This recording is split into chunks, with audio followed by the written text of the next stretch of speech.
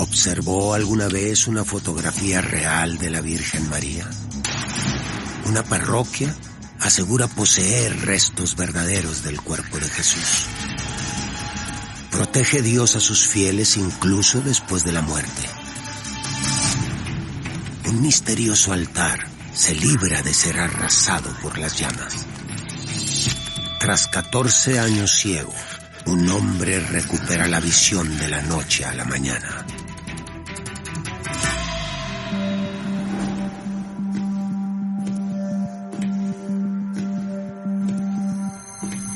Más del 75% de la población mundial cree en la existencia de Dios y vive de acuerdo a sus mensajes.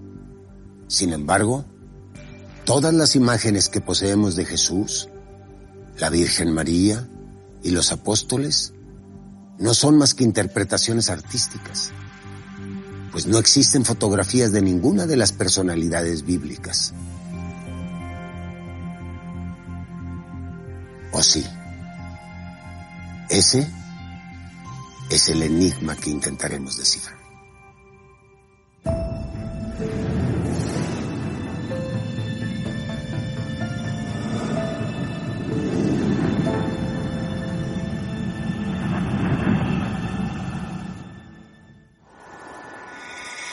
...11 de diciembre de 1531... Cerro Tepeyac, México. Juan Diego era un nativo chichimeca recientemente convertido al catolicismo que se encaminaba a su clase de catecismo cuando escuchó una dulce voz que lo llamaba desde lo alto del cerro. Sin dudarlo, se dirigió hacia allí y descubrió a una mujer cuyo vestido brillaba como el sol, que le entregó un mensaje para el obispo. Con este pequeño encuentro comenzó la historia de uno de los enclaves más importantes de toda la Iglesia Católica. Juan Diego desde un principio sabía que estaba frente a algo extraordinario. Una mujer que de cierta manera había una cierta luminosidad a su alrededor. Sabía entonces que estaba frente a la Virgen María. Y le pide al indígena que le ayude a que exista un lugar de culto en el cerro del Tepeyac. Juan Diego se dirigió a la vivienda del obispo Fray Juan de Zumárraga y le transmitió el mensaje entregado por la Virgen María. Pero el religioso no le creyó. Zumárraga le dice que necesita una prueba. Él regresa, le dice lo dicho por el obispo a la Virgen y bueno, pues la Virgen le pide que suba a la parte más alta del cerro del Tepeyac, que iba a encontrar rosas y que las llevara al obispo para que se diera cuenta que esa era la prueba que le estaba solicitando. Juan Diego obedeció y cortó algunas rosas que juntó con su tilma para poder llevárselas al obispo. ¿Sería esa una prueba suficiente para que creyera en su palabra? Juan Diego se presenta muy de mañana, prácticamente al amanecer, ante el obispo Juayfrán de Zumárraga. En ese momento él extiende la tilma, caen las rosas y ven los asistentes en ese momento, los que estaban ahí, se dan cuenta cómo se va plasmando a la Virgen María en esa tilma. Pero su aparición sería apenas el primero de los numerosos misterios que encierra la imagen. Cuando examinamos la imagen de la Virgen guadalupana, nos encontramos una simbología que representa todo un códice para los indígenas. Por ejemplo, ellos sabieron que tiene entre nubes, y entre nubes para ellos era la divinidad.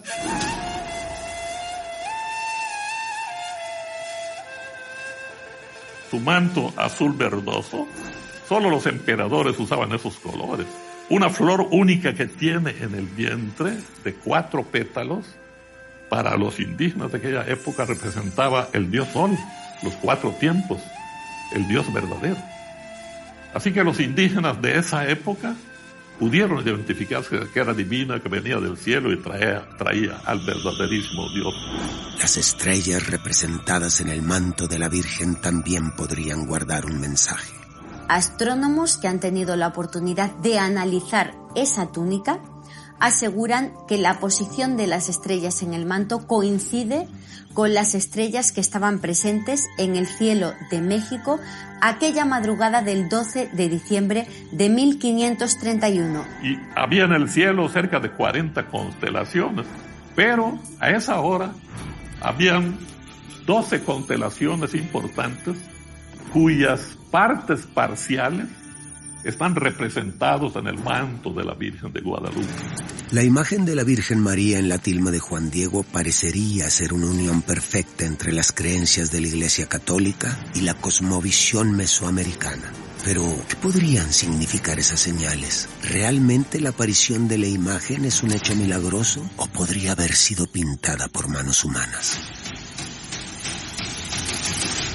No hay diferentes propuestas que mencionan que pudo haber sido una pintura realizada por los colonizadores para poder esclavizar a los indígenas, que todo se trató de una falsedad, porque la Virgen de Guadalupe tiene una imagen muy similar a la Virgen de Extremadura en España, que pudiera ser la misma imagen con la que quisieron colonizar la fe católica en Mesoamérica. ¿Podría el símbolo supremo de la fe católica mexicana ser simplemente un fraude?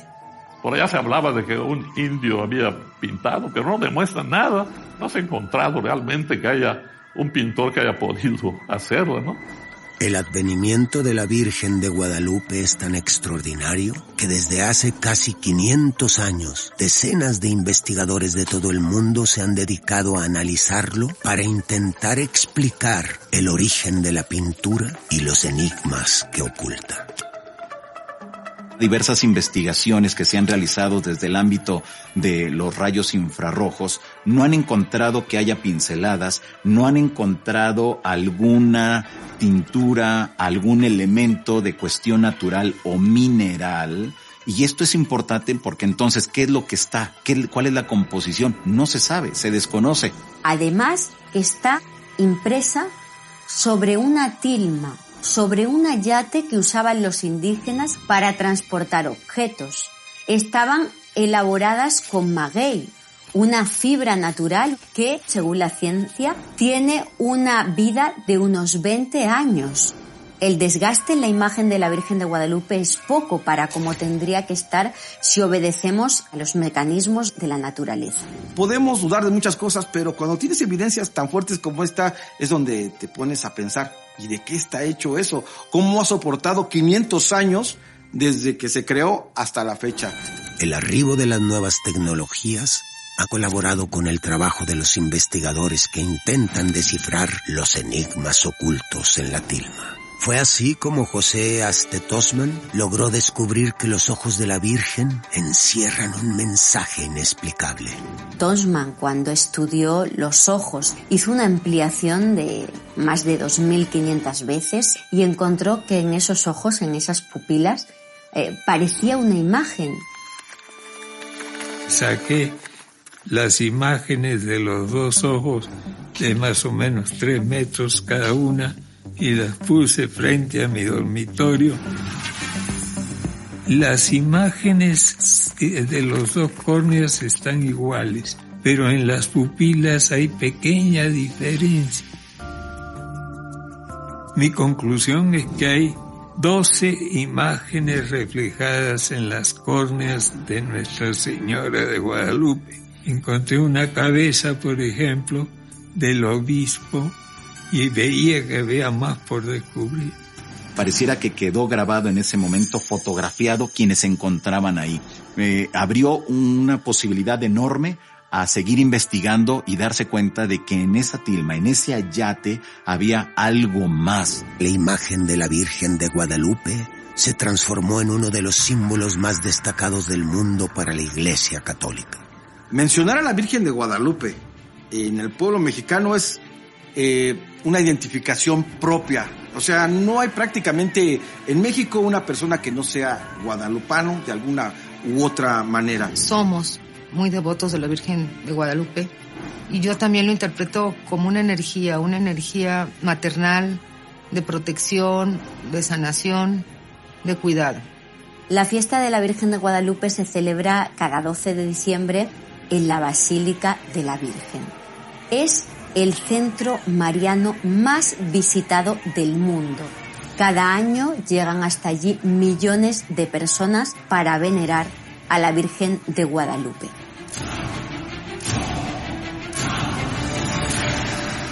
¿Es la tilma un verdadero mensaje de Dios? La Virgen de Fátima con la Virgen de Lourdes se aparecieron a niños, que los niños describieron a la de Fátima, describieron a la de Lourdes, a los pintores, artistas, y la dibujaron de acuerdo a como los niños oralmente decían que era. Pero la Virgen de Guadalupe quiso aparecer en San Juan Diego, pero no solo eso, imprimir su imagen y dejárnosla. Porque es la única fotografía que existe en el mundo de la Madre de Dios. La pregunta es por qué nos quiso dejar su imagen. Ojos que parecen vivos, signos ocultos de sincretismo, pinceladas de origen incierto y una asombrosa capacidad de sobrevivir al paso del tiempo. Decenas de prestigiosos investigadores aseguran que estos son solo el inicio de los misterios que encierra la imagen de la Virgen de Guadalupe en la tilma y que con el paso del tiempo seremos capaces de descifrar los mensajes que oculta. Jesús dijo: mi carne es verdadera comida y mi sangre verdadera bebida. El que come mi carne y bebe mi sangre en mí mora, y yo en él.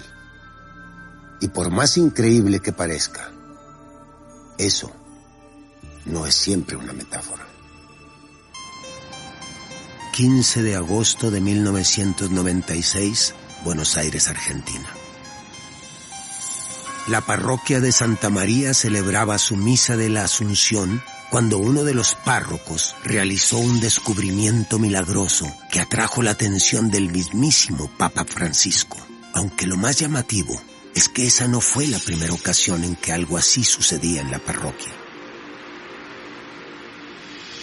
Estamos en una parroquia donde ocurrieron varios signos eucarísticos. La Eucaristía es el momento en la misa donde se recuerda la muerte y resurrección de Jesús. Esto se hace a través de la consagración de la hostia y del vino. Sabemos que la hostia representa la carne de Cristo y el vino la sangre. La transustanciación es un concepto teológico difícil de asumir por parte de muchas personas y los milagros eucarísticos ocurren cuando efectivamente ese pan y ese vino aparentemente por un método milagroso se convierte realmente el vino en sangre y el pan en carne humana. Uno de los casos más recordados, y quizás hasta el más importante me animaría a decir, es el caso del Lanciano, el milagro del Lanciano, que ocurre en Italia en el siglo VIII. Lanciano es una pequeña ciudad medieval italiana. Según el relato, un monje de la Orden de San Basilio atravesaba un momento de vacilación en relación a su fe en Cristo. Cuando una mañana, mientras realizaba la Eucaristía, presenció cómo una hostia consagrada se convirtió en un círculo de carne y el vino en sangre. En un relicario se conserva el trozo de hostia convertido en carne y el receptáculo de abajo está el vino convertido en glóbulos. Estos glóbulos se pueden ver al día de hoy y no tienen ninguna transformación directa y es sangre coagulada desde tiempos muy memoriales del medioevo. Durante más de 12 siglos se han intentado encontrar respuestas a este sorprendente fenómeno. En 1973 se creó una comisión científica para estudiar el milagro del Lanciano y se llegó a la conclusión que es carne del cardio, del ventrículo derecho, ¿no? Y que fue quitada en el momento vivo, o sea que cuando le extrajeron ese trozo de carne la persona estaba viva. O sea, imposible, porque si se saca el corazón está muerto. Además, era sangre humana de tipo AB, que es un grupo sanguíneo no muy presente entre la población europea, pero que sí que era habitual en la zona de Tierra Santa en la época en la que vivió Jesús de Nazaret. Hasta el día de hoy, la ciencia no ha podido responder cómo una hostia puede haberse convertido en tejido de un corazón humano con sangre tipo AB. Y si bien el fenómeno del anciano es una de las manifestaciones más célebres, la Iglesia Católica reconoce milagros eucarísticos de todas las épocas y de todo el mundo. En Argentina existen 3 milagros eucarísticos registrados por la Iglesia Católica. Coincidentemente, todos en la ciudad de Buenos Aires y todos en la parroquia Santa María de Buenos Aires. El primero de estos supuestos milagros sucedió el 8 de mayo de 1992. Cuando una hostia consagrada no se consume, se la coloca en agua. Cuando el agua produce la disolución del cuerpo, ya no existe cuerpo de Cristo en la hostia consagrada, entonces esa agua se arroja a la tierra. El 8 de mayo, el cura párroco estaba dando la misa y en ese momento notó que esta vasija con los trozos de hostia había empezado a tomar un color rojizo. El cura párroco no salía de su asombro. La hostia que había dejado para que se disuelva parecía haberse convertido en sangre. Inmediatamente después, una doctora, miembro de acá de la comunidad, efectuó unos estudios reactivos que arrojaron positivo en sangre. Una cosa insólita y una cosa realmente asombrosa. ¿Era esa hostia convertida en sangre una manifestación de Cristo? El 24 de julio de 1994 se manifestó el segundo milagro eucarístico de la parroquia de Santa María.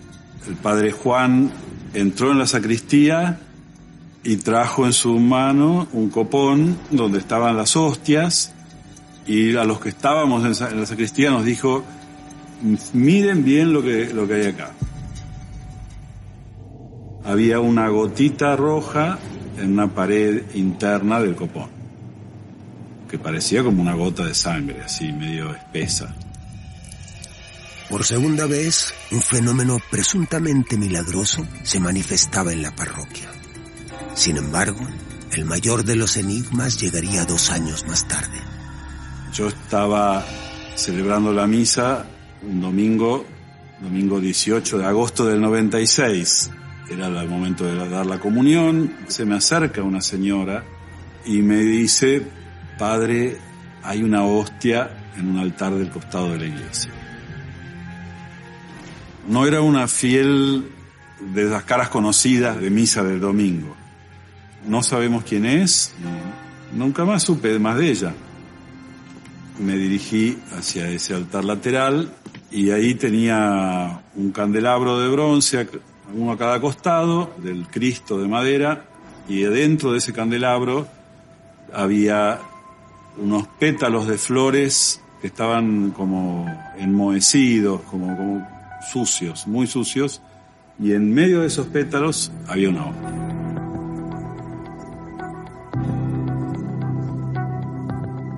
¿Cuál fue la intención o el motivo por que la hostia llegó a ese lugar? No lo sabemos. Pedí que me traigan un recipiente con agua y ahí donde estaba el sagrario se le guardó ese bol.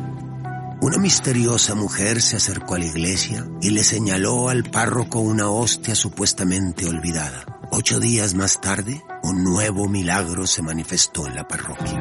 Lo que yo podía ver era el agua con una parte de la hostia como mojada, que era del color blanco, como de pan mojado, y otra parte era como una especie de coágulo, una cosa gelatinosa que estaba flotando en el agua. Y de un color rojo intenso. En 1998, el actual Papa Francisco ocupaba el cargo de arzobispo de Buenos Aires y se interesó especialmente en el fenómeno ocurrido en la parroquia de Santa María. El Papa Francisco está ligado de alguna manera relacionado con este milagro, porque si no hubiera sido por él, capaz que este milagro no se hubiera difundido nunca. Nos pidió a los sacerdotes que estábamos acá que buscáramos la respuesta más avanzada de la ciencia. Los primeros resultados dijeron que era ADN humano. Se trataba de tejido cardíaco, coincidente con una persona que había padecido un sufrimiento importante. Finalmente, ya en el año 2004, las mismas muestras son llevadas a un médico neoyorquino de apellido Sujibe. Este estudio, que el que lo va a hacer no tiene conocimiento de la procedencia a los efectos de no subjetivar su conclusión, lo que se conoce como doble ciego. Primero establece que es ADN humano, segundo que se refiere a tejido muscular del miocardio, que se refiere a una persona que sufrió mucho y que fue extraída de una persona viva. Sugibe era agnóstico y tuvo una conversión al cristianismo después de este acontecimiento. ¿Son reales los milagros eucarísticos? Y de ser así, ¿son mensajes enviados por Dios para que los sacerdotes no pierdan su fe en Él?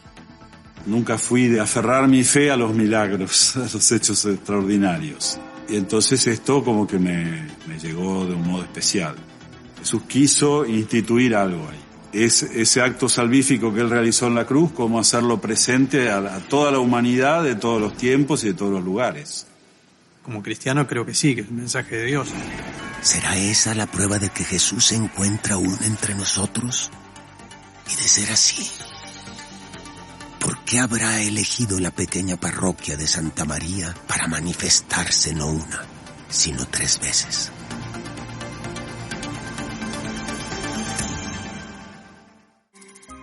En la actualidad hay 39 millones de personas en el mundo que son no videntes.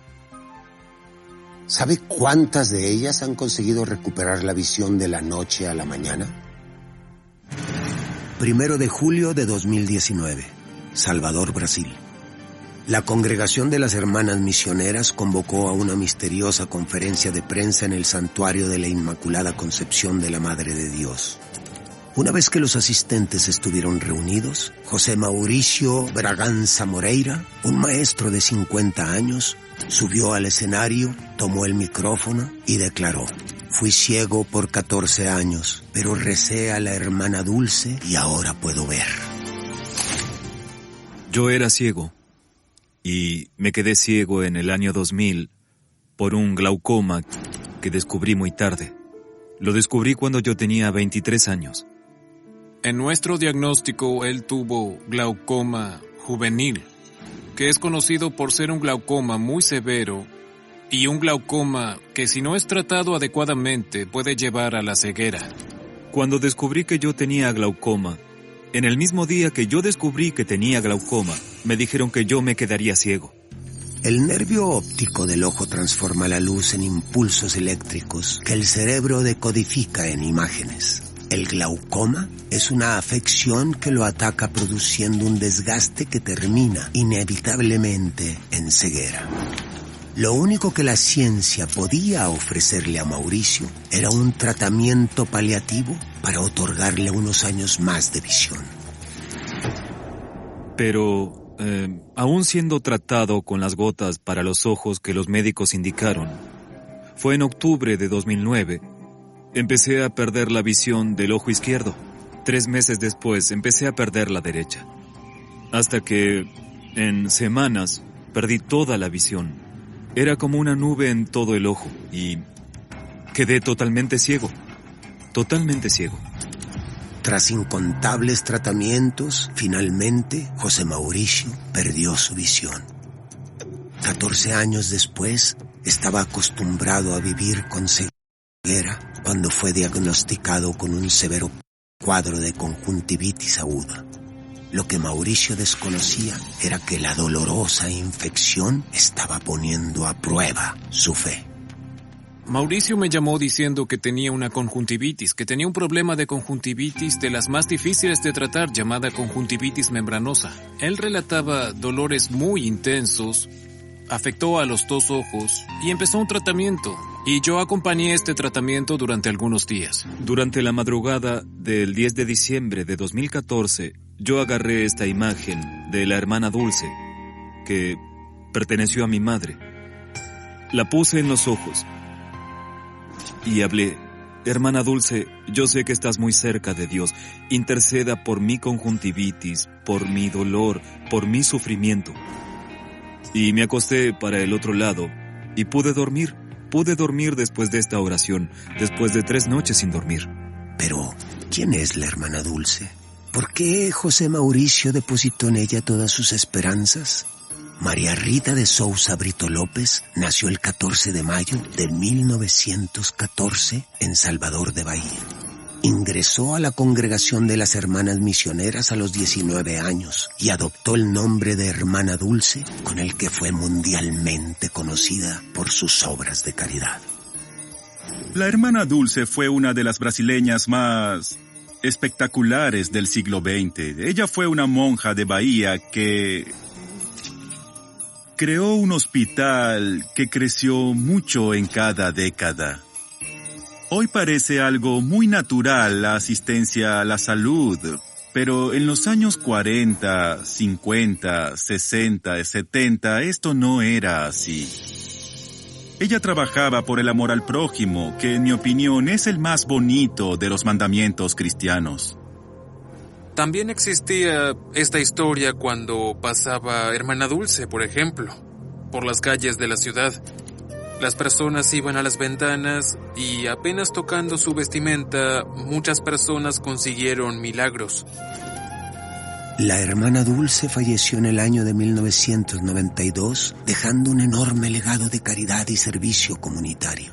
Sin embargo, son muchos los fieles que aseguran que sus obras prosiguieron incluso cuando ella ya se había ido. ¿Sería José Mauricio una de ellas?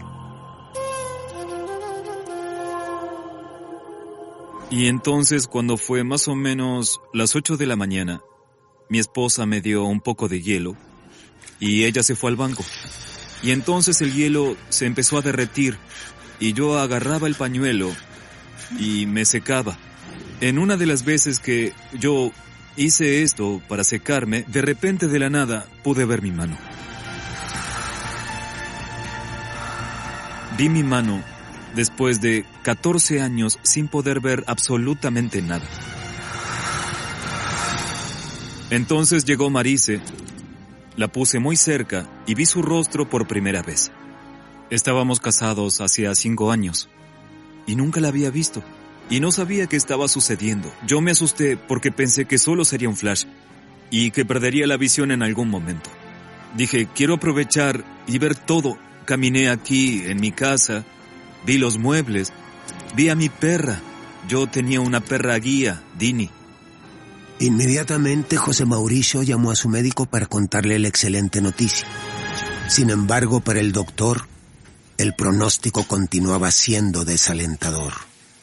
José Mauricio llegó al consultorio y mi sorpresa fue que Mauricio podía ver. Todos estaban emocionados, su esposa estaba emocionada. Nosotros, que somos médicos, sabemos la dificultad de que esto pase, la imposibilidad de que esto pase.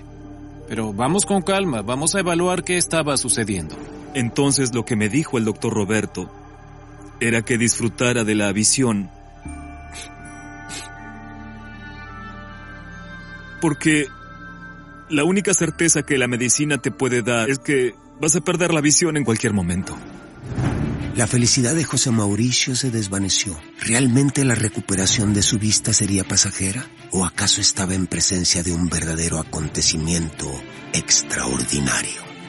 Cuando regresé del doctor Roberto, yo recordé que le pedí a la hermana Dulce su intervención junto a Dios para mejorar mi conjuntivitis. Esto fue un milagro de la hermana Dulce. Ella me dio mucho más de lo que yo pedí. ¿Podría haber sido la repentina sanación de José Mauricio un milagro de la hermana Dulce? Para la ciencia es milagro todo aquello que no tiene explicación. Para mí especialmente milagro es todo aquello que mejora nuestra vida y no sabemos explicar por qué. Tras 14 años sin ver, José Mauricio rogó por una intervención divina y 4 horas más tarde recuperó la visión. Nunca en mi vida vi algo parecido. Tampoco vi relatos de este asunto. Nosotros buscamos y utilizamos todos los recursos de los más modernos que tenemos en la oftalmología. Yo trabajo con glaucoma a diario. Yo estudio el glaucoma. Mi doctorado fue sobre el glaucoma. El glaucoma es una enfermedad que lo que perdiste, perdiste. Es decir, el daño causado por la presión intraocular y el nervio óptico es irreversible. Mauricio tenía un glaucoma donde su nervio óptico estaba 99.9% destruido.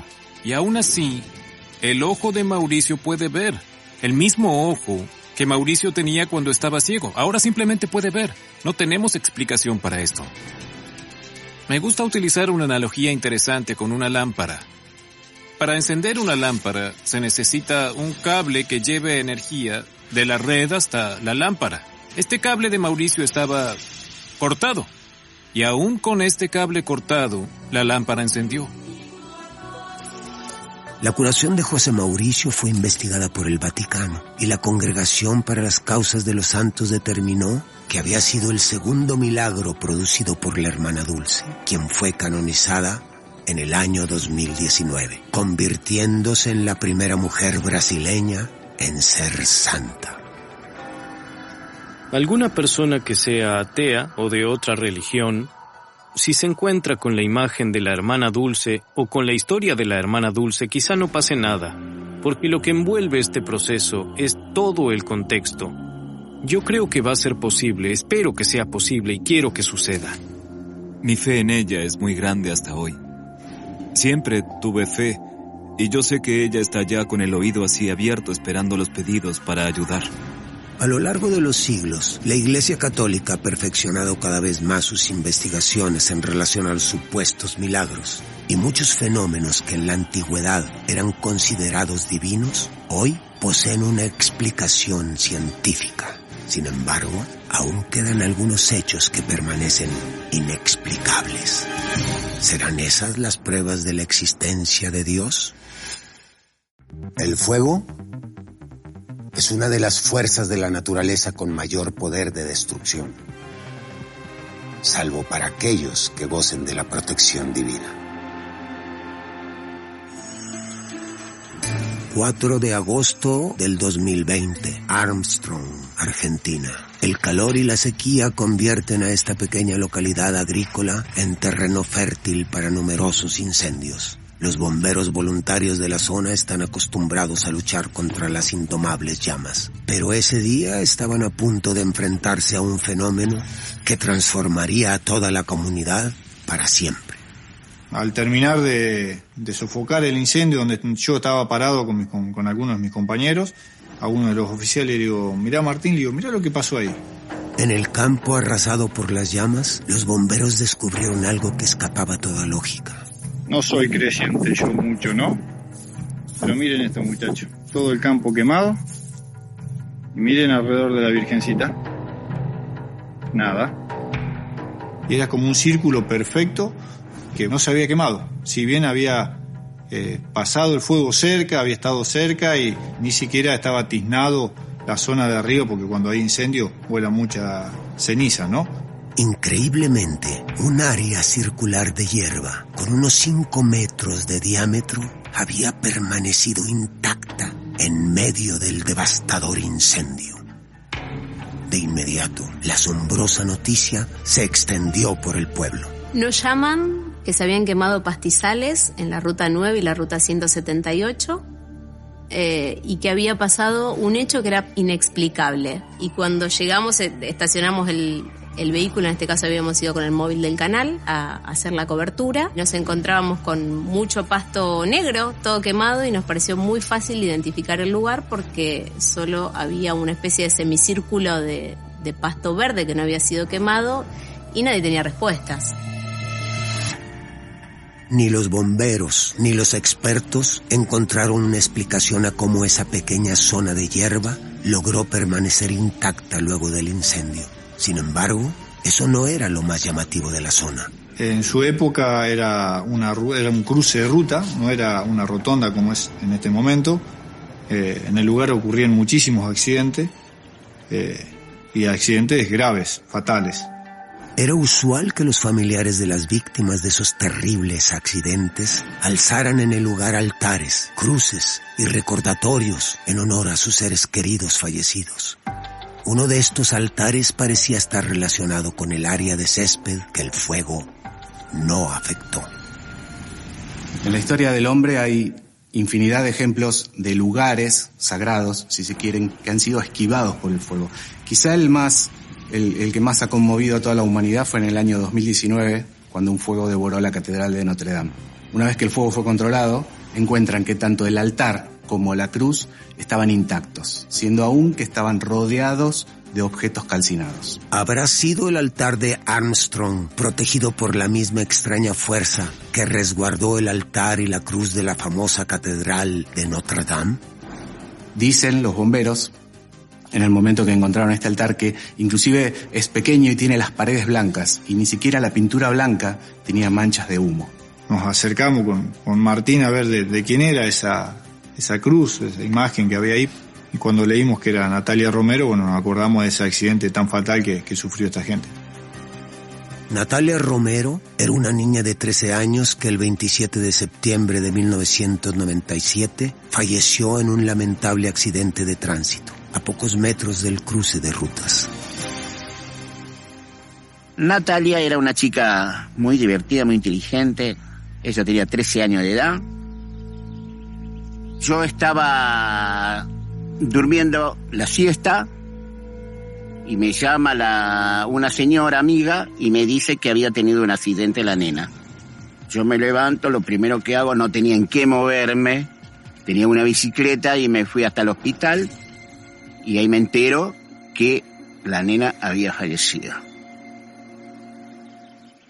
Su papá le pidió permiso al dueño del campo para instalar una especie de altar de recordatorio. Lo hizo él mismo y le lleva flores a diario. ¿Habrá sido el pequeño altar montado en nombre de la niña fallecida el responsable de que el fuego no arrasara ese sector del campo? ¿Fue ese un intento de transmitir un mensaje? Y de ser así, ¿de quién? Me avisaron que se había prendido fuego ahí en el cruce, donde está la grutita. Y por acá apareció 2 líneas que venían del cielo, anaranjado, otro verdecito o algo así. La vimos yo y mi señora la vimos. Fue por el momento del incendio. ¿Qué se refirió eso? No sé. Decenas de personas consideraron que el misterioso fenómeno ocurrido alrededor del altar en honor a Natalia Romero era un mensaje y transformaron al lugar en un sitio de peregrinaje. Yo veo cosas que ahí van, le llevan poner anillito, le llevan algunas cadenitas. No hace mucho que le dejaron una plaquita ahí, como gracias por el milagro, creo que dice ahí. Quiere decir que la gente viene, le pide, y ella a lo mejor le hace el milagro, le cumple. Me ha tocado particular llevar cosas que la gente me mandaba a mi domicilio, no son de acá de la localidad, sino de muchos lugares. Y bueno, uno como favor lo he hecho y espero que esa pequeña granito de arena que yo hice le haya llegado a esa gente y le haya servido el milagro, ¿no? ¿Realmente es Natalia Romero capaz de conceder milagros a quienes se lo solicitan? No sé. Yo pienso, yo soy creyente, yo pienso. En los milagros pienso. Siempre creí.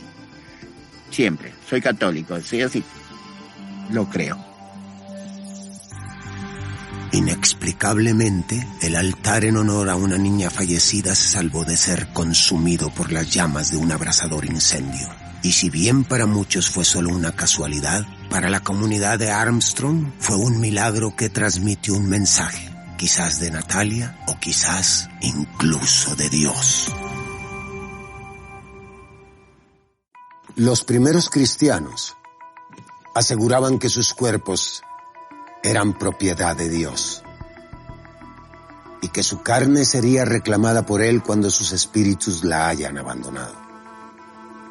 Increíblemente, existen sucesos que parecen confirmarlo. 13 de julio de 1926, Angostura, Colombia.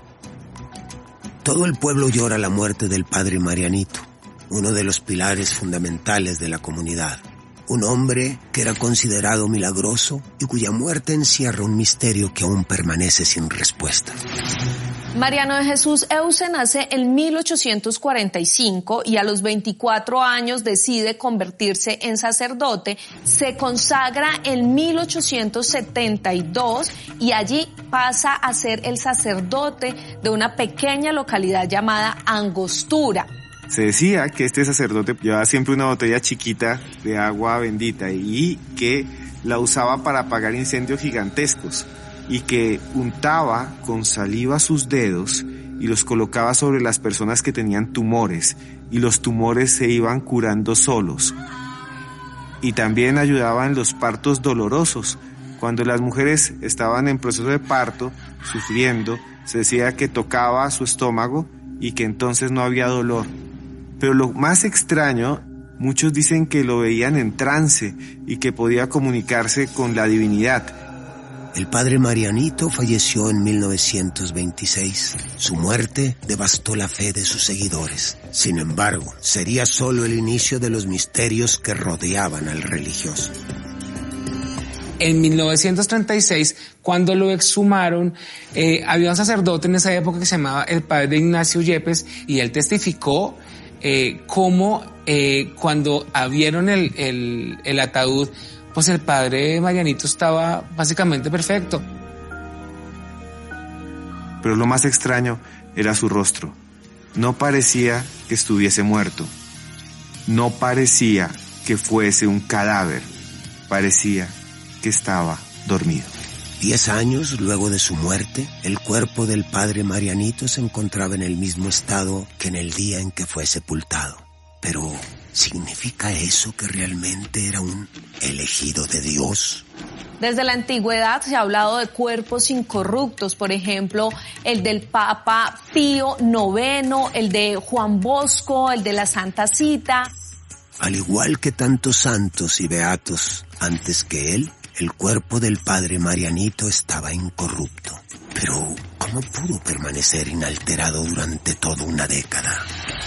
El cuerpo del padre Marianito estaba sepultado en la capilla de Angostura. Este territorio es bastante frío, lluvioso, digamos que las condiciones climáticas no darían para que este cuerpo estuviera incorrupto. Esto hace el caso del padre Marianito mucho más excepcional porque la humedad tenía que haberlo podrido. Lo que se dice en el relato del padre Yepes es que ahí no hubo nada natural, que no había una explicación para entender cómo el cuerpo nunca se descompuso.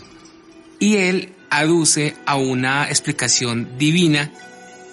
El padre Marianito fue venerado tanto en vida como luego de su muerte por miles de personas que depositaban su fe en él. Pero recién en el año 2000, la Iglesia Católica decidió otorgarle el título de beato. Fue beatificado gracias a un supuesto milagro que concedió a un sacerdote llamado Gildardo Vélez, quien lo curó de un cáncer de próstata. Curiosamente, esta misma enfermedad fue por la que falleció Marianito. La Iglesia Católica asegura que tanto nuestro espíritu como nuestro cuerpo han sido regalos de Dios. Sin embargo, la mayoría de los cadáveres son olvidados en las tumbas, entregados a los caprichos del tiempo. ¿Existirán por eso los cuerpos incorruptos? ¿Serán recordatorios de Dios para que valoremos nuestra eterna dualidad? Dichosos más bien, contestó Jesús, los que oyen la palabra de Dios y la obedecen. Eso declara Lucas 11:28.